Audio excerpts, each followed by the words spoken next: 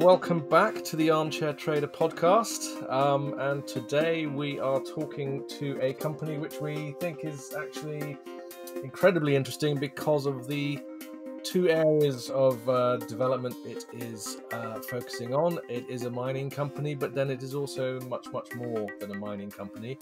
And we have the CEO of Minnova Corp on the show today. It's Gord Glenn, all the way from Canada. So welcome to the Armchair Trader podcast, Gord. Thanks. Pleasure to be here and have a chance to give you an update on what's going on at Minnova Corp. To start off with, can you just give us a quick overview of Minnova Corp, and then we can talk a little bit more about the your clean energy strategy? Yeah, certainly. Minnova Corp is listed on TSXV, symbol MCI. We've been active in mining exploration and development for a little over 10 years. I've been involved with the company for a little over 10 years as well. Our primary project historically has been in the Flin Flon mining camp in central Manitoba, Canada. We acquired and have been in the process of de-risking a past producing mine. It used to be called the Puffy Lake Mine. It just rebranded it about 6 or 7 years ago to be the PL Mine. That was a past producer, gold mine, sorry. Pretty typical small scale development project or small scale operation from the 80s. Sat idle and quite frankly went into care and maintenance and then disappeared into bankers' boxes for a better part of 2 decades. We acquired it in 2011 and started the process to really de-risk it. Lots of drilling, 2 PEAs, 1 feasibility study, continued to drill and demonstrate the expansion potential, the exploration potential of the project.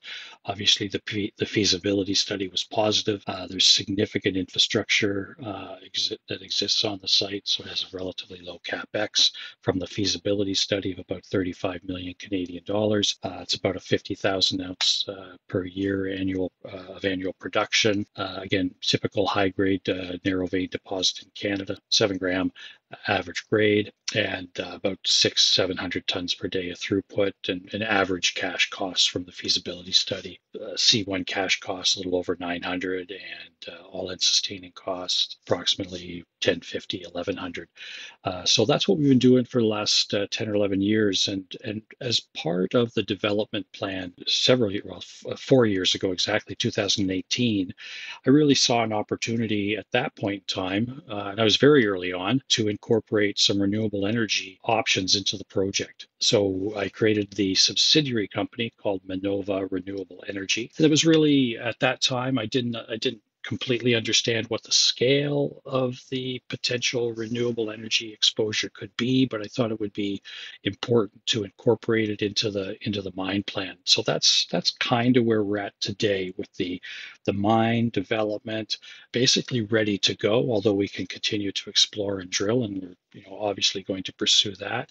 But then also now that Minnova Renewable Energy has sort of been kickstarted, we're going down that path and learning a lot of incredible opportunities that are way beyond what we ever envisioned initially for just incorporating renewable energy into the PL mine plan. When you were looking initially at a clean energy strategy, were you thinking about it as a means of providing sort of cheap or clean power for the actual mine itself, or did you just suddenly think, actually, we've got the potential here to develop a sort of hydrogen strategy as well? No, I wish I did understand the potential of a green energy strategy at that time. We would have been much further along, to be honest with you. At the time, it was really about economic development.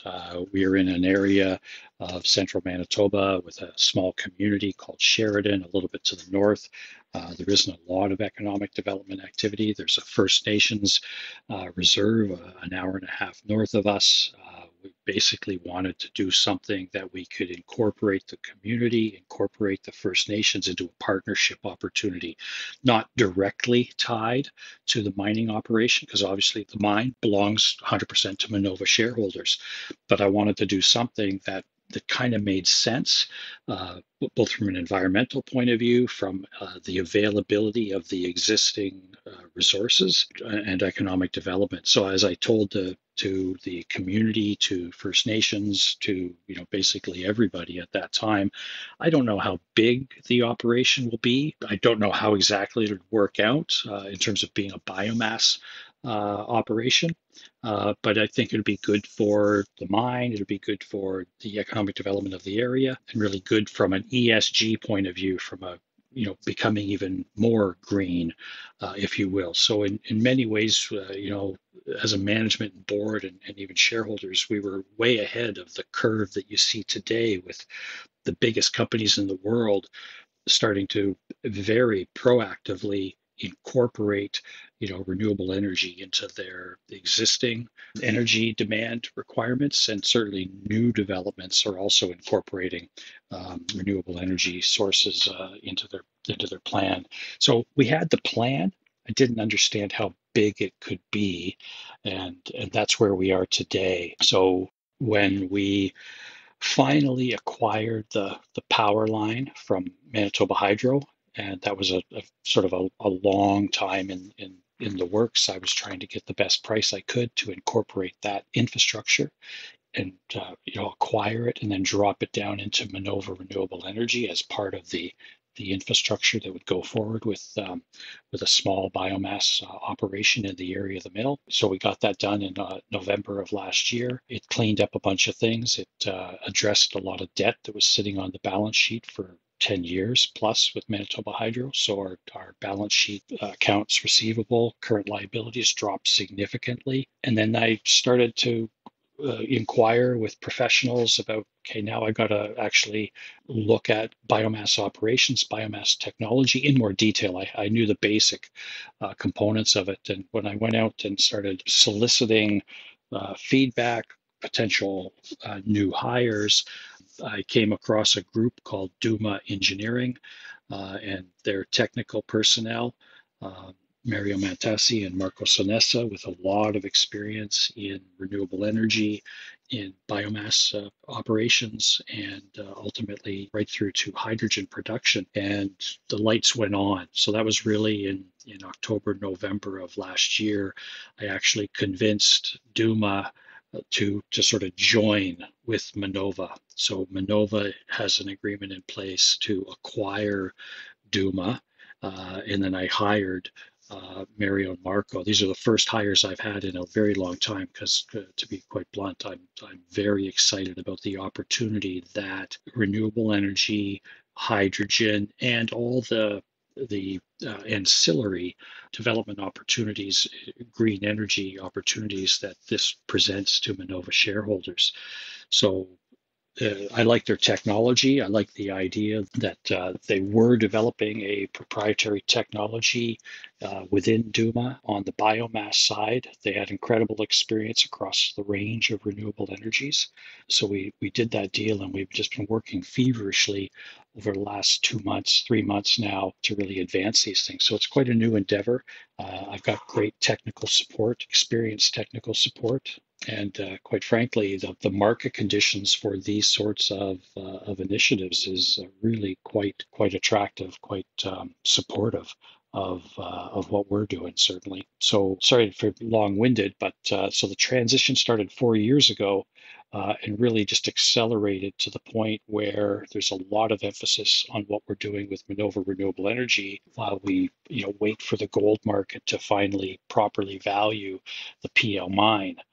Which it hasn't been doing of late. Can you tell us a little bit more about DUMA Engineering and what it is that they bring to the table as part of this? Yeah, so again, incredible amounts of experience across all the range of renewable energy sector, and I guess with probably a little bit more emphasis on biomass, pyrolysis, gasification. So taking any biomass, whether it's a forest biomass product or an agricultural waste product, and basically through the biomass process, you're effectively burning it, but without oxygen. You're controlling the burn and the gasification of that carbon-bearing biomass. And their technology, and I won't go into too many details because we're in the final stages of test work, and then we start the patent process.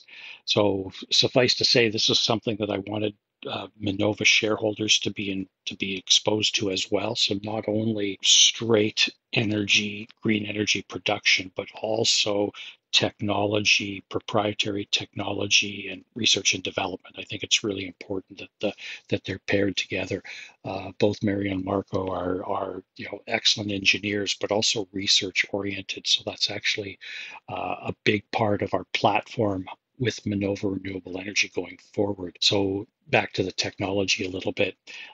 So in that controlled environment, you're processing obviously a chunky substance. So there's ways to manage that from an engineering point of view, fluidized beds. So they have some proprietary technologies to sort of manage that process of gasification to achieve a higher hydrogen content in the initial gasification process, up to 55% hydrogen, which is considerably higher than your typical existing biomass operation, which would be in the 30 to 35% hydrogen range. So if you get a higher hydrogen content, then that goes to costs, right? So now you can purify that through, again, everything that we're talking about at the back end of the process. When you get to that high hydrogen content, call it a syngas, which is also a saleable product. It just enables you to get to a final H2 product at a little bit lower cost. You don't have to basically concentrate it up as much. So everything that we're doing is really about advancing the technology to reduce the costs. And this is a theme that's much broader than what we're doing with DUMA, what we're doing with Minnova Renewable Energy. I think if you learn more about the hydrogen sector, it is growing and is expected to grow and continue to grow at leaps and bounds. And a lot of that growth is focused on scale and costs. So increasing scale and efficiency and decreasing costs. And that trend is well in place. And I hope that Minnova Renewable Energy and Minnova shareholders proper are going to be exposed to, again, both the production side and the research and development side. One of the things I found interesting about the company is, I mean, I hold my hand up, not been to Canada yet, hope to go soon, but definitely not been to Manitoba. But I was really interested to learn about the potential market that you've got there, both on your front doorstep, but also further afield once you get this project up and running. Can you provide listeners with a little bit more detail on that as well? I think I'll say globally, there is a movement towards incorporating a future fuel, hydrogen, into the energy mix to reduce carbon emissions. Obviously, it's all about decarbonizing net zero by 2050. Globally, that trend is set in a very direct way through governments making, signing off on COP26, Paris Accord 2016, and then also making pretty significant policy and fiscal commitments to that transition. So, and then as we sort of, narrow back into Canada and Manitoba specifically, so it's very positive in Manitoba. So Manitoba is already quite a green energy province. Manitoba Hydro, the primary energy provider, it's 98% hydropower. So it's already very green by any standards, probably alongside Quebec in terms of overall carbon emissions relative to productive energy production. But they, like every province in Canada, are also seeking to reduce their carbon footprint more by incentivizing, that transition from a fossil fuel, which is the range of fossil fuels from gasoline, diesel to natural gas, which would be more home heating type fuel, to facilitate, encourage, and incentivize that transition. So that's at the provincial level. They've made commitments to do that. There's funding available to do that. There's encouragement for research and development to do that. And that's, of course, at mirrored times about 10 at the federal level. Then it works down into the communities. Each community is also making these commitments to decarbonize and to almost solicit economic development proposals that are structured around or oriented towards projects that can decarbonize. And in Manitoba, the key opportunity to decarbonize is in the transportation sector. So trucking, which is huge. It's a big province. There's a lot of distance to cover. So whether it's intermodal transportation or it's just people driving from city to city, there's an opportunity to do that. So the incentive is there. Unlike many other jurisdictions in the world, and look, the whole world is electrifying, and that includes electric vehicles. But certain jurisdictions, just geography, seasonality, electric vehicles might not be the best choice. And when you have a climate where 3 months of the year you're -10 to -40. I'm in Flin Flon, Manitoba right now, just a little bit south of the mine site, waiting to head up to the mine site later today. -40 outside right now. It'll warm up to -20. Battery electric vehicles don't perform well in those sorts of temperatures, and it's just the way batteries work. Hydrogen fuel cell vehicles, they aren't exposed to the negative impacts of cold weather. So fuel cell, hydrogen-based fuel cell technology makes a lot of sense in Manitoba. So that's the opportunity for us. So, and then there's two opportunities. One is the biomass. The province has abundant biomass, forest biomass, agricultural biomass, and then it also has green hydro energy. So we're trying to de-risk the company initiative, but also expose our shareholders and investors to two distinct hydrogen development strategies, one with biomass, which would incorporate our proprietary technology, and one with very traditional, well-known electrolysis. So we've got two strategies. One's sort of more oriented towards the north, one's a bit more oriented towards to the south of the province. But the strategy is to ultimately be producing a hydrogen product into a market that is to be developed. To be blunt, again, nobody produces green hydrogen in Manitoba. So that's a market that will be developed, it's incentivized, and will be part of that. Can you tell us what the next steps are going to be for the strategy? I know you're not necessarily able to go into a lot of detail. You've mentioned the patents already. What can investors expect in terms of progress on this over the course of the year? We're really at the site selection stage. So we spent a month or so just doing internal. We've obviously had communications with the logical governmental authorities, with getting their feedback and understanding where they fit into the new hydrogen economy. And then it was really back to the books, if you will, analyzing the available infrastructure in the province. So that's, again, feedstock is green electrons for electrolysis, and biomass availability, sustainable biomass availability for the biomass strategy. So going through all of those, are looking at those two key parameters, and then of course market and marketability of the product, which requires a logistics solution in some cases. So taking all that and sort of winnowing it down to preliminary site selection, and we're at that point right now where we've got about 4 sites in Manitoba that we're in the process of going to definitive site selection. So that at this point, we're meeting with the communities, we're meeting with the feedstock providers, and we're meeting with industrial offtake partners or industrial offtake candidates to fine tune and start actually picking the sites to prioritize. And then we'll go into basically a definitive study or a more detailed study to, how do we plug in the known infrastructure at our end for whether it's biomass or electrolysis, to actually integrate it into the existing infrastructure.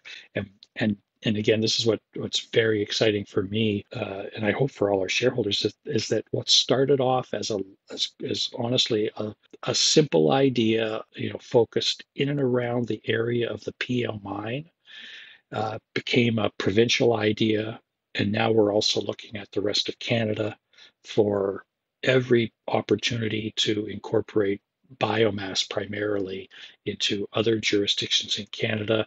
And then we're also in Europe with discussions on site selection in Europe, and we're also down in Latin America. So this is a business opportunity that transcends borders. The world is electrifying. Governments are incentivizing and strategizing to increase and improve their energy mix so they can reduce their carbon footprint, their carbon emissions. So this is a global opportunity.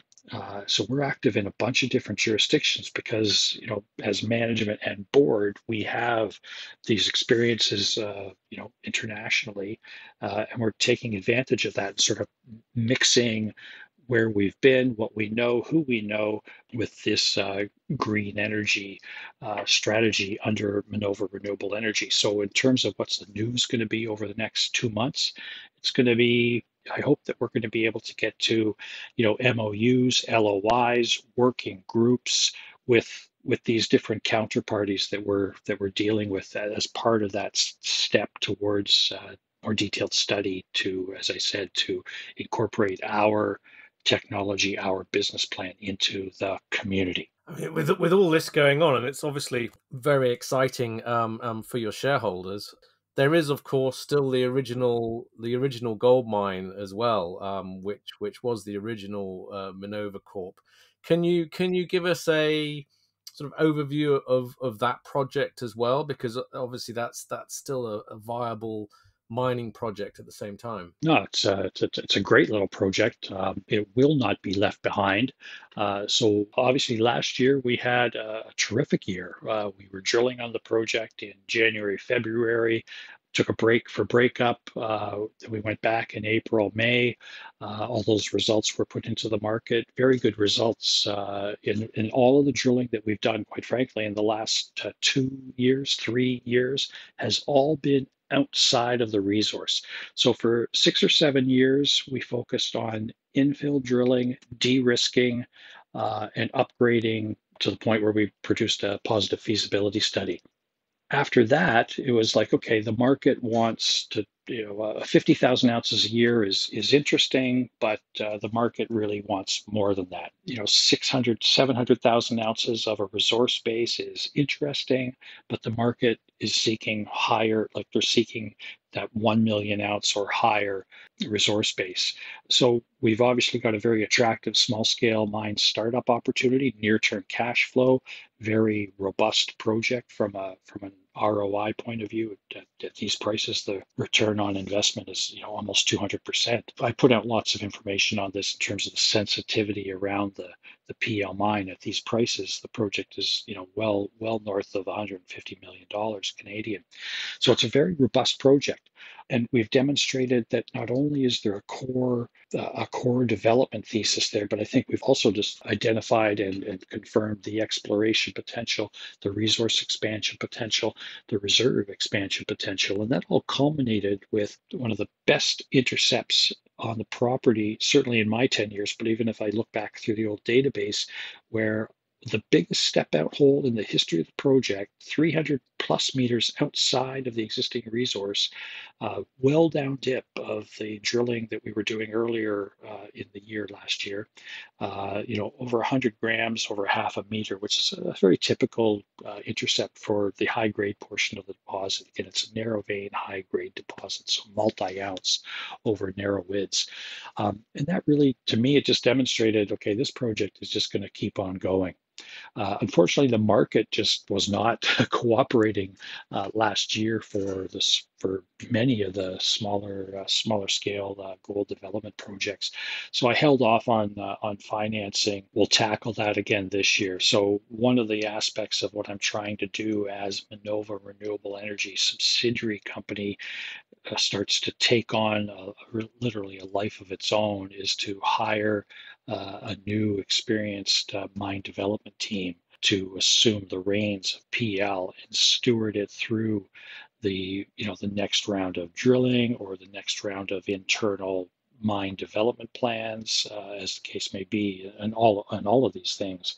So we're keen to keep pushing PL ahead. But the other thing that I wanted to do for Minnova shareholders is really expose us to more opportunities. So that's what Minnova Renewable Energy is. Gold price is, I would hope that considering the global macro environment, obviously there's some political tensions, to say the least, in the world. I would hope that gold price would do what many of us gold investors, gold bugs, hope, which is a higher price, and then we offer investors a terrific exposure to a near-term gold producer with I think pretty exceptional exploration and development upside in a good jurisdiction. So we're preparing the company to go down both paths, managed well on both initiatives, gold mine development and renewable energy to green hydrogen production. And hopefully over the next 6 months, we'll see both of those initiatives advance considerably. That brings me to my final question, which is, how do you envisage this going forward? Because you've got two quite different but quite interesting projects.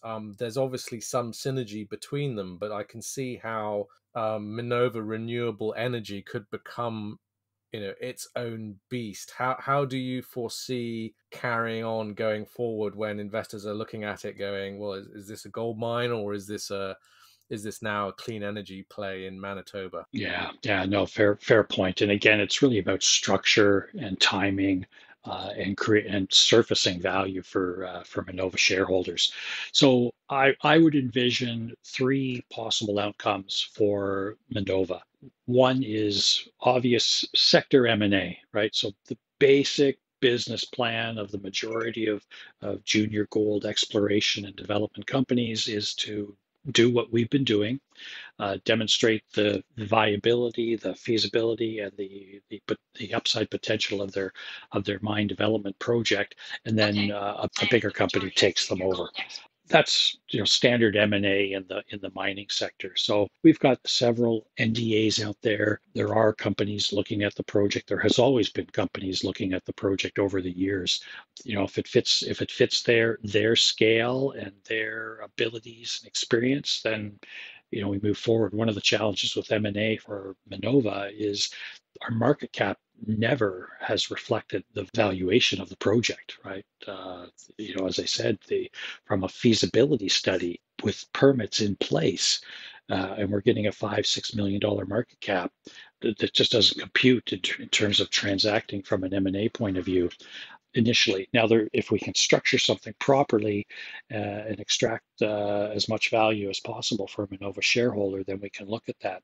The other scenario is where we determine the time to split the company as management, board, and major shareholders. So if gold price continues to march up here, and the market is starting to seek these businesses, then we can split the company. And again, I'm seeking a management team for PL Mind that can actually take it into the public realm, but it'll be under our control with our structure, again, to the benefit of Minnova shareholders. And the third scenario is we just keep chipping away at it while we advance the Minnova Renewable Energy business. And in 2 years' time, we can advance it, in-house, go it alone, so to speak. So we're trying to manage all of those things.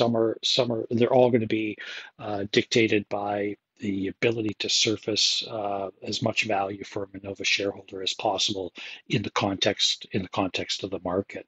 So again, I think we're on the right path in terms of creating option value for Minnova shareholders, and certainly being exposed to the two, which I have always felt very attracted to the gold market for obvious reasons in these times, but also on the green energy side. So working as hard as we can to sort of surface value on both businesses. Thank you very much indeed for coming on the podcast, but we'll obviously be paying very close attention to how you progress things with Minnova over the course of the year. Thanks very much. Pleasure to talk to you and keep you updated on how we're going. So as I said to you and your subscribers, we should be pretty busy the next 2 months on both sides of the business, and we'll look forward to keeping you updated. You've been listening to the Armchair Trader podcast. Make sure you visit our website, www.thearmchairtrader.com, for your daily dose of financial markets news and sign up to our free newsletter there.